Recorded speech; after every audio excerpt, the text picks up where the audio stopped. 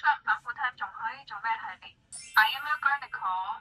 對於我嚟講，嚟日本最重要嘅嘢就係扭蛋。我今次去日本去咗好多個扭蛋嘅地方。咁第一個我要介紹嘅呢，就係各大車站嘅扭蛋機。大家搭日本地鐵嗰陣呢，千祈要留意一下佢哋地鐵入邊嘅扭蛋機，話唔定就會有啲隱藏版嘅扭蛋喺度噶啦。就係喺Shibuya嘅地鐵站度發現咗呢一款上面好 hit 嘅錄音扭蛋。原來我扭呢個呢係最後一個咯，我真係勁 lucky 咯。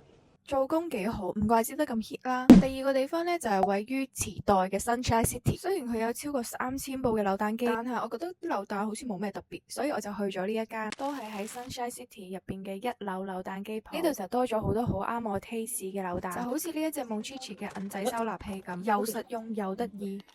我覺得除咗日本嘅銀仔之外，應該港紙1蚊都可以擺得落嘅。但係下又俾我見到呢一個識發光嘅青蛙，許願綠色。不得不說呢個銀仔收納器啊，真係幾有用喎。Oh my god， 係藍色啊！雖然呢嚿嘢冇咩用，但係佢 cute 喎。你睇下佢識發光啊佢。我係一個超級中意扭蛋嘅人，我每日起身都一定要去扭蛋。我扭唔到嘅話，我叫我媽咪幫我去扭。如果我嗰日扭唔到扭蛋嘅話，我就會覺得嗰日嘅嘢未做，夠中意啦啩。如果大家都中意扭蛋嘅話，follow 加 comment，我會寫地址俾你。